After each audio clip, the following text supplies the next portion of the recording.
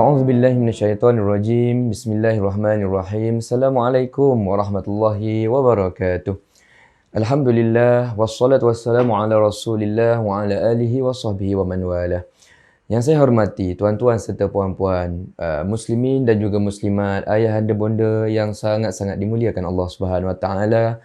Kita mengucapkan setinggi syukur, puji dan juga puja kepada Allah Subhanahu wa taala kerana kita dapat dipertemukan di dalam siri video di mana insya-Allah saya akan membimbing anda selama lebih kurang 2 minggu setiap hari untuk membantu anda berjaya menghafal surah Al-Mulk, di mana semua teknik yang kita ceritakan ini yang akan kita dedahkan di dalam video ini adalah berdasarkan kaedah Jibril, iaitu satu teknik yang amat sesuai untuk orang awam yang sudah berusia ataupun orang awam yang mungkin sibuk setiap hari tetapi mereka ada keinginan yang kuat untuk menghafal surah-surah penting dalam hidup kita seperti surah Al-Mulk, Sajadah, Yasin dan juga Insan. Ini teknik the best untuk mereka ikut, follow dan juga praktikkan. Dan insyaAllah tuan-tuan dan puan-puan, dalam video yang pertama yang sedang anda tonton ini, kita akan menghafal 3 baris awal surah Al-Mulk.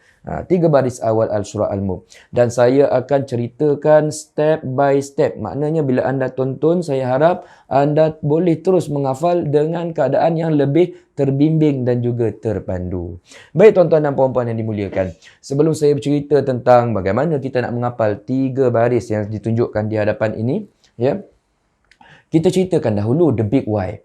Kenapa surah Al-Mulk ini amat digalakkan oleh ulama untuk kita menghafalnya? Apa faedah tuan-tuan dan puan-puan kalau kita menghafal surah Al-Mulk ni dalam hidup kita di sini dan juga di sana, ya? Faedahnya sebenarnya terletak pada beberapa hadis yang dinyatakan oleh Rasulullah SAW. Ini cerita gaib tuan-tuan dan puan-puan. Kita ni manusia tak tahu berita gaib, tapi Rasul tahu. Rasul tahu itu pun kerana diberitahu oleh Yang Maha Gaib melalui perantaraan Jibril, diilhamkan kepada baginda Rasulullah SAW. Apa kata Rasul? Ada satu hadis yang menyatakan akan fadilat surah Al-Mulk, katanya begini. Inna suratan fil Quran salasuna ayatan syafa'at li sahibiha hatta ghufira lahu tabarakalladzi biyadihil mulk. Maksud hadis tersebut ialah begini. Kata Rasul, sesungguhnya dalam Al-Quran ini ada satu surah. Ayat dia tak banyak, 30 ayat sahaja. Walaupun ayat dia pendek, tak banyak, 2 muka surat suku sahaja, tapi manfaatnya sangat banyak. Sangat-sangat besar. Apa manfaatnya? Ia boleh membantu memberi syafaat. Syafaat kepada orang yang suka bersahabat dengannya. Orang yang suka baca, amalkan tiap-tiap hari, dia keep going baca surah ini, sampailah orang itu suatu hari nanti diampunkan Allah Subhanahu Wa Taala. Surah itu apa? Surah Al-Mulk. Ataupun dalam hadis itu tabarakalladzi. Itu kata-kata ayat pertama dalam surah Al-Mulk, ya. Nabi kata begitu tuan-tuan dan puan-puan. Dijanjikan keampunan kepada orang, ya, yang ada banyak dosa, yang mungkin nanti hari kiamat, masa depan nak masuk syurga tu agak susah. Surah Al-Mulk akan datang. Dia akan berhujah, dia akan minta tolong, minta ampun. Dia akan menjadi wakil untuk mohon kepada Allah Subhanahu Wa Taala supaya kita ini diampunkan. Sampailah Allah Subhanahu Wa Taala mengampunkan kita. Surah Mulk takkan give up. Ya, itu manfaat dia tuan-tuan dan puan-puan. Dan kalaulah kita ini seorang yang hidup kita sekarang ini orientation dia tu berorientasikan akhirat oriented, mereka akan nampak, ya, khabar gaib, khabar berbentuk future tense yang Rasul sampaikan ini sangat-sangat bernilai. Sangat-sangat bernilai. Sebabnya tuan-tuan dan puan-puan, cara kita nak lihat hadis ni begini. Bayangkan kalau kita nak masukkan anak kita ke sekolah asrama. Ya, nak masukkan anak kita sekolah asrama. Anak kita dah jam 6. Nak masuk sekolah asrama whatever lah, SBP sebagai contoh ni. Jangan saja ni tingkatan 1. Ya. Semua orang cakap ikut cara biasa, kena ambil peksa itu ini dan sebagainya lah. Tengok lepas tu ada persaringan, pemilihan dan sebagainya. Tiba-tiba ada somebody yang bagi satu bentuk information tu sangat bernilai. Dia cakap kalau kau minta tolong dengan orang ni akan boleh bantu, dia ada link dengan pengetua sekolah SBP tu, dia akan bantu cadangkan nama anak kita ni sampai dia boleh masuk. Agak-agaknya apa kita buat tuan-tuan dan puan-puan? Saya tanya tu soalan dia. Kalau kita ada anak memang kita nak masukkan sekolah tu, apa yang kita akan buat? Kita tahu apa yang kita akan buat. Kita akan jumpa orang tu. Kita akan buat kawan baik dengan dia. Kita akan minta tolong dengan dia. Sebab kita tahu dia memudahkan urusan. Perkataan memudahkan urusan. Di sini kita kena nampak tuan-tuan dan puan-puan. Hari kiamat nanti kita keseorangan. Tak ada orang yang boleh bantu kita. Dan orang yang pandai, orang yang bijak, mereka akan sentiasa meneliti hadis-hadis sebegini. Dan mereka akan membuat preparation awal. Apa preparation yang saya boleh buat?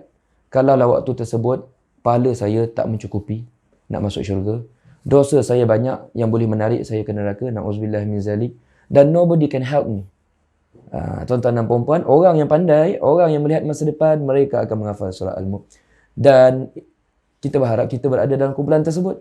Dan saya berdoa dan saya yakin bila tuan-tuan dan puan-puan yang dimuliakan menonton video ini, saya yakin anda sebenarnya sedang berada membuat satu keputusan yang tepat. Kita sedang memposisikan diri kita, ya Allah, saya nak hafal surah Al-Mulk. Supaya apa? Saya nak dapatkan fadilatnya, saya nak dapatkan ganjarannya. Saya tak tahu nanti macam mana keadaan saya kat sana, tapi saya nak buat preparation awal. If anything ada problem, at least ada somebody dalam bentuk surah Al-Mulk yang akan datang membantu saya. Ya, tuan-tuan dan puan-puan yang dimuliakan, itu merupakan the big why. Mengapa kita ingin mencadangkan anda menghafal surah Al-Mulk? Mengapa anda semua menonton video ini? It's all about our preparation. Ya, kita nak menjadi orang yang wise, orang yang bijak. Ya, kita membuat persiapan awal. If anything ada problem nanti, ada juga kita sebut sebagai talian hayat dalam bentuk syafaat surah Al-Mulk. Sehingga kan tuan-tuan dan puan-puan, bayangkan Rasulullah SAW, seorang yang nampak future tense, dia nampak akan hari kiamat. Baginda sampai mengatakan dalam hadis yang lain, baginda kata apa? La waditu annaha fi qalbi kulli insanin min ummati. Aku nak sangat, kalau boleh biarlah surah Al-Mulk ini semua umat aku hafal. Rasul nampak macam tu tuan-tuan dan puan-puan. Kenapa Rasul nampak macam tu? Sebab seperti yang saya nyatakan tadi, Rasul ini, ya, pemikiran baginda future akhirat oriented. Baginda sentiasa nak memastikan bagaimana nak selamat kat sana, apa yang kita boleh buat dekat sini. Dan kita berharap itulah the right choice yang kita sedang lakukan sekarang, ya, untuk menghafal surah Al-Mulk supaya ia membantu kita di alam kubur dan juga di alam akhirat, insya-Allah, ya. Baik tuan-tuan dan puan-puan. So dalam video kita ini, saya akan train anda tiap-tiap hari selama lebih kurang 2 minggu untuk menghafal surah Al ni. Dan saya mohon sangat anda tolong hafal betul-betul. Kalau anda dah pernah hafal, ambil peluang ini untuk mengulang semula supaya dia lebih kuat mengekat. Supaya ingatannya tu macam ingatan surah Al-Fatihah. Boleh ya tuan-tuan dan puan? Kita akan go through perlahan-lahan. Hari ni tuan-tuan dan puan-puan semua, kita perlu hafal 3 baris saja, tak banyak. Kita hafal slow and steady. Sebab itu fokus kaedah Jibril. Slow and steady, tapi lama-lama ingat. Itu yang paling penting. No need to rush anyway. No need to rush anyway. Lagipun 2 minggu tuan-tuan dan puan-puan. Betul tak? So jom kita teruskan, ya. Minta maaf. So ini dia 3 baris pertama, ayat 1 sampai ayat 3. Mula-mula tuan-tuan dan puan-puan, first step untuk kita menghafal, kita jangan terus hafal. Kita dah terangkan dalam kaedah Jibril, ya. First step ialah kita kena baca dahulu untuk betulkan tajwid. Bagi mulut kita ini familiar dengan ayat yang kita nak hafal hari ini, ya, silibus kita hari ini. So saya akan baca. Tuan-tuan dan puan-puan yang sedang mendengar, tolong follow bacaan saya. Kenapa saya minta follow? Sebab kita nak tengok dekat mana mungkin kita ada buat salah tajwid. Maksudnya begini, kalau saya baca panjang, tuan-tuan dan puan-puan tiba-tiba baca pendek, maknanya ada problem dekat situ, problem tajwid berlaku. Dekat situ kita boleh detect di mana kesilapan tajwid kita, ya. Baik. Ini first step. Kita baca dahulu untuk familiarize, supaya kita dapat familiar ayat ini. Dan yang keduanya, kita nak cek bacaan, nak cek hukum tajwidnya secara umum. Baik, teruskan. Saya baca. A'udzu billahi minasy syaithanir rajim. Bismillahirrahmanirrahim. Tabarakalladzi biyadihil mulku wa huwa ala kulli syai'in qadir. الذي خلق الموت والحياة ليبلوكم أيكم أحسن عملا وهو العزيز الغفور الذي خلق سبع سماوات طباقا ما ترى في خلق الرحمن من تفاوت فارجع البصر هل ترى من فطور. Alhamdulillah, itu bunyinya 3 baris yang kita minta maaf 3 ayat ataupun lebih kurang 3 baris yang akan kita hafal. Cuma saya tambah baris di bawah ini sebab saya cadangkan hari ni kalau kita hafal ikut kaedah Jibril sehari 3 baris saja. So saya cadangkan kalau kita ikut 3 baris tu kita berhenti dekat tafawud. Tapi kalau tuan-tuan dan puan-puan nanti nak hafal ekstra, maknanya anda nak baca, nak hafal sampai hujung ayat, anda ada pilihan untuk buat demikian, ya. So itu statement pertama, kita baca dahulu, tengok tajwid dan sebagainya. Dan saya fikir surah ini sebenarnya tajwidnya tak heavy sangat, ya, tak heavy sangat, agak mudah sebenarnya. Yang kedua, kita akan masuk kepada step nombor 2, iaitu kita tengok maksud. Ya. Nak menghafal ni tuan-tuan dan puan-puan, kalau boleh biar kita hafal dengan keadaan kita faham. Kita faham. Kita tahu apa cerita dia kat sini. Kita tahu apa benefit yang Allah Subhanahu Wa Taala nak sampaikan kepada kita sekarang. Kita tahu secara jelas apa pesan Allah yang sedang kita hafal, kita ingat betul-betul dalam minda, dan supaya ingat dan pesan tersebut boleh bantu untuk kita menjalani kehidupan dengan lebih baik. So jom kita tengok apakah pesanan yang Allah Subhanahu Wa Taala ingin share dalam 3 ayat pertama ini. Yang pertamanya ayat tabarakalladzi biyadihil mulku wa huwa ala kulli syai'in qadir. Tuan-tuan dan puan-puan boleh tengok nanti dia punya maksud, ya. Yang ni saya buat fast forward. Kata Allah Subhanahu Wa Taala, sesungguhnya berkatlah hidup. Berkatlah kehidupan, ya. Orang yang meletakkan kehidupannya, kehidupan seseorang itu akan menjadi berkah, akan dipenuhi dengan keberkatan. Ya, bayangkan begini, saya bagi contoh aja. Ni bekas air, tuan-tuan dan puan-puan, bayangkan bekas air ni kita. Ni kita. Kata Allah Subhanahu Wa Taala ayat pertama ini, maksudnya begini. Seseorang yang meletakkan kehidupan dia, maksudnya apa? Apa yang dia nak, apa yang dia rasa, apa yang dia pilih, cara dia cari rezeki, cara dia menjalani kehidupan, lifestyle hidup dia, prioriti kehidupan, apa yang dia perlu baca dahulu, siapa kawan-kawan dia, bagaimana dia mencari rezeki, nampak tak tidak? Itu maksudnya meletakkan kehidupan. Bagaimana cara dia mendidik anak, ya? Bagaimana dia mengatur jadual waktu, jadual kehidupan dia, decision making yang dia buat. Kalau dia buat semua itu berpandukan Allah Subhanahu Wa Taala. Itu maksudnya orang yang meletak dirinya di bawah tangan Allah Subhanahu Wa Taala. Biyadihil mulk, di bawah kekuasaan Allah Subhanahu Wa Taala. Ya. Orang begini hidupnya akan barakah. Barakah itu apa maksudnya? Barakah itu maksudnya an-numu wa ziyadah. Numu itu maksudnya bertambah. Ziyadah maksudnya bertambah. Numu itu sesuatu yang akan keep multiplying, berlipat kali ganda. Kata Allah Subhanahu Wa Taala dalam ayat ni senang tuan-tuan dan puan-puan. Kata Allah Subhanahu Wa Taala, siapa yang sanggup dirinya itu berjalan, kehidupannya berjalan di bawah acuan yang kami tentukan, iaitu acuan Al-Quran dan juga sunnah, hidup mereka pasti best. Sentiasa barakah. Barakah itu apa maksudnya? Kebaikan yang sentiasa berlipat kali ganda bertambah. Keep multiplying. Sesuatu kebaikan yang keep multiplying. Buat sikit, dapat dia punya impact banyak. Dapat rezeki banyak ni, tapi dapat rezeki contohnya 3,000, tapi dapat rasa macam 30,000. Semua orang suka. Dapat dinikmati. Kehidupan sihat. Buat apa saja, semua berjalan dengan baik. Ya, hati sentiasa tenang, walaupun mungkin ada masalah. Orang inilah yang kita sebut sebagai barakah. Dan kenapa Allah SWT boleh buat macam tu? Betul ke Allah SWT boleh buat perkara macam tu? Betul, kata Allah SWT, wa huwa ala kulli syai'in qadir. Allah ni mampu. Allah boleh buat apa saja yang dia nak. Setakat apa yang dia nak buat kat kita tu, benda tu kecil sangat. Daripada khazanah nikmat yang cukup banyak yang dimiliki oleh Allah SWT. Itu ayat pertama lebih kurang, nak bagi mudah faham. Alladhi khalaqal mauta wal hayata liyabluwakum ayyukum ahsanu amala. So Allah SWT nak bagi tahu the next ayat ini, Allah SWT nak share dengan kita tips.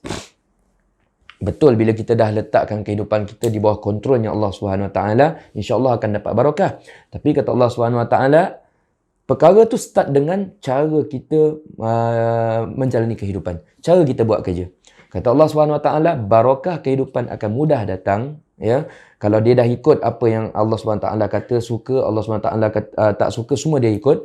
Nombor dua yang perlu dia jaga ialah macam mana cara dia menjalankan urusan kerja dia tu.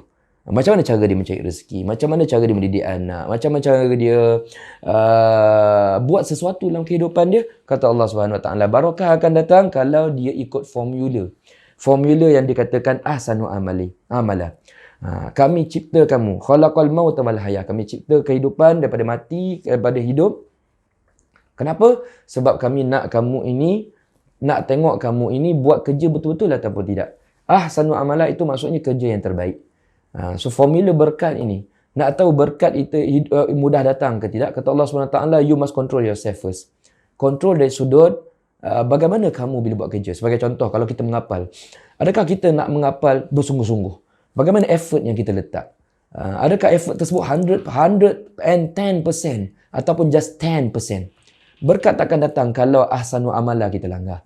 Kalau kita nak, contohlah sebagai contoh tuan-tuan dan puan, kita nak hafal surah Al-Mulk, tapi the way kita treat ourselves dalam nak menghafal surah Al-Mulk itu, kita letak kita punya energy, kita tak fokus, kita just 10%, takkan dapat, kata Allah SWT.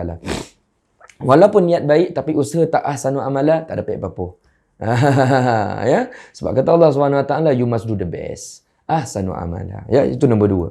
Kemudian nombor tiga, Allah Subhanahu Wa Taala kata, alladzi khalaqa sab'a samawati tibaqa. Dia menceritakan tentang langit ini ada tujuh lapisan. Dan kata Allah Subhanahu Wa Taala, cuba tengok langit itu, ma tara fi khalqir rahmani min tafawut. Langsung kamu tak akan jumpa any mistakes, any kesilapan, any small error. Tak ada. Tak ada kecacatan, ya. Farji'il basara hal tara min futur. Kalau tak percaya, kamu cek lagi sekali, kata Allah SWT. Every time kamu cek langit, kamu akan dapati semuanya ketakjuban. Kamu akan nampak lapisan nikmat lebih nikmat, nikmat demi nikmat, nikmat demi nikmat. Sebenarnya Allah SWT nak bagi contoh, ayat nombor 3 ni, contoh bagaimana ahsanu amala punya kerja. Bagaimana bagaimana benchmark, tu perkataan ni. Bagaimana benchmark kerja yang bagus. Sebab tadi kita bercerita tentang kerja yang bagus, ya, kerja yang terbaik. Semua orang ada benchmark masing-masing. Semua ada benchmark masing-masing. Dan kata Allah SWT, kadang-kadang ada orang yang benchmark dia low tapi dia fikir tinggi. Ya. So sekarang ni Allah SWT nak bagi kita, this is our benchmark. Kalau kamu nak determine kerja kamu itu is it good or not, tengok benchmark kami. Benchmark dia macam mana? Tengok langit, kata Allah SWT. Ya, sab'a samawat ini sebenarnya ada banyak terjemahan, tapi kita juga boleh terjemahkannya sebagai bukan sekadar langit awan yang kita tengok, tuan-tuan dan puan, but it's all about angkasa ini. Kata Allah SWT, cuba kaji angkasa. Cuba kaji angkasa. Makin kamu kaji, makin kamu takjub. Kan itu yang orang barat buat, tuan-tuan dan puan. Makin dikaji angkasa ni, angkasa raya, ruang kosong atas ni kita nampak ni, mula-mula kita nampak awan biasa je. Manfaat yang kita nampak mula-mula turunkan hujan. Lepas tu kita nampak ada satu lagi manfaat angin. Angin tu rupanya kalau kita pandai manipulate, dia boleh datang energi, tenaga elektrik yang kalau kita pasang kipas besar tu. Lepas tu kita buat kajian lagi, tuan-tuan dan puan. Ingatkan dah habis, dah dia punya nikmat. Tak, kita buat kajian lagi. Buat kajian lagi, rupa-rupanya ada wave, tuan-tuan dan puan. Wave tu kalau kita manipulate dengan ilmu yang kita ada, iaitu kita sebut sebagai ilmu sains, dan bila kita kaji, kita dapat mudahkan perhubungan. Orang call semua sekarang ni pakai itu, tuan-tuan dan puan. Kemudiannya ada banyak lagi, kita boleh dapatkan sistem GPS dan sebagainya. Bila kita letak di langit itu kita letak whatever yang kita call sebagai yang orbit tu, tuan-tuan dan puan, yang orbit bumi, ya. Kita boleh gunakan sistem GPS dan sebagainya. Masya Allah, tabarakallah. Rupanya tuan-tuan dan puan-puan, lapisan langit ni makin dikaji, makin kita overwhelmed. Sebab ada banyak lagi nikmat-nikmat yang sebenarnya sangat useful untuk kita. Sebab itu sekarang ni negara barat mereka sangat berlumba-lumba untuk membuat kajian apa? Tu ke atas tu pula. Dan Allah SWT tunjukkan di sini, itulah benchmark apabila kami melakukan sesuatu. Sesuatu yang kami lakukan itu sangat teliti, sangat perfect. Dan benda perfect ni tuan-tuan dan puan-puan, first dia takkan rosak. Second, dia ada banyak manfaat. Makin kamu kaji, dapat manfaat lain. Makin kamu kaji, kamu akan jumpa benefit lain, nikmat-nikmat yang lain. Ya. So Allah SWT nak bagi tahu, kata, this is your benchmark orang Islam. Ya, orang Islam, orang yang selalu baca Quran, orang yang ikut Al-Quran, mereka akan buat kerja the best. The best, tuan-tuan dan puan-puan. Dan mereka akan buat kerja sebaik mungkin, seteliti mungkin, ya, semaksimum mungkin, because mereka faham tentang ahsanu amalah. Kerana Allah SWT begitulah cara Allah SWT melayani kita selama ni. Baru kita cek langit, tuan-tuan dan puan-puan, nikmat langit, macam-macam manfaat yang kita dapat. Macam-macam manfaat yang kita peroleh, ya. So itu dia tuan-tuan dan puan-puan yang dimuliakan Allah SWT dari sudut apa? Dari sudut kupasan kefahamannya. Ya. Sekarang kita masuk tentang kita nak menghafal. First step tadi kita baca. Dan saya galakkan tuan-tuan dan puan-puan jangan baca sekali. Tadi saya baca sekali just contoh saja. Tuan-tuan dan puan-puan cuba baca mungkin 2-3 kali.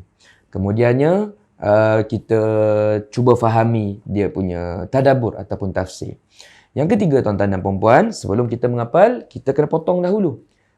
Dalam kaedah Jibril kita dah terangkan, kita kena potong supaya kita tahu nanti nak hafal dekat mana keratan-keratan dia. Sebab kita ni nak menghafal sikit-sikit. Menghafal ni seolah-olah ni macam kita sedang menyambung Lego, main Lego. Dia sikit-sikit dan sambung tu kena betul. Dan kita kena tahu mana satu part Lego yang betul untuk membina bangunan yang cantik.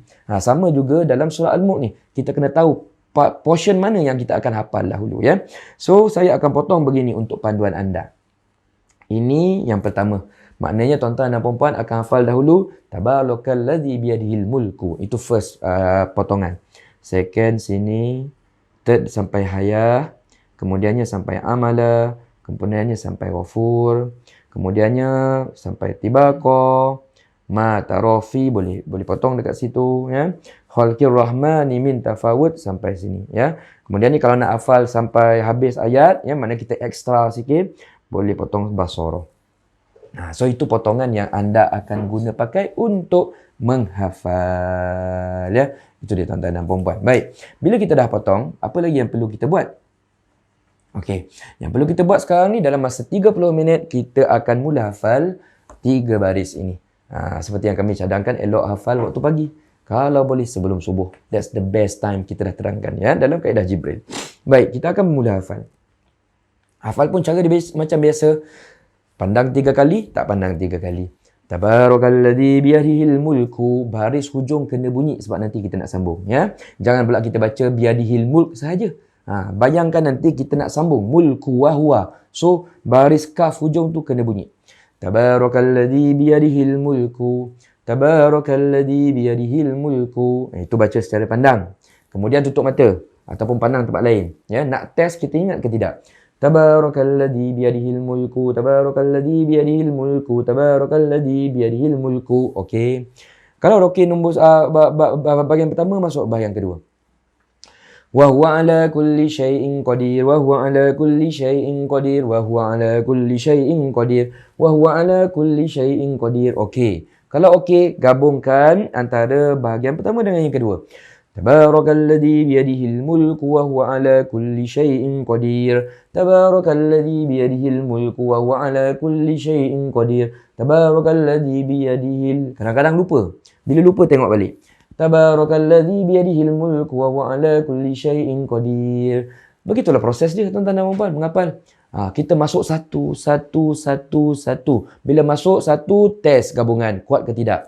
Masuk gabungan nombor 3, nanti dah hafal sampai haya tak, cek balik daripada tabaraka. Nampak ke tidak? Begitu ulangan dia sampai habis. Contohnya lah, min futur. Gitu. Bila kita dah habis, kita cuba baca 10 kali at least. Ini semua yang saya cerita ni dalam masa setengah jam. Kita baca at least 10 kali untuk menguatkan ingatan, ya. Kemudian selesai. Selesai buat kerja, ya. Buat urusan seperti biasa. Mana yang nak hantar anak pergi sekolah sebagai contoh, mana nak pergi kerja. Mana yang suri rumah, jalankan tanggungjawab kita kepada keluarga kita, ya. Baik. Saya nak share, tuan-tuan dan puan-puan, ada satu lagi perkara.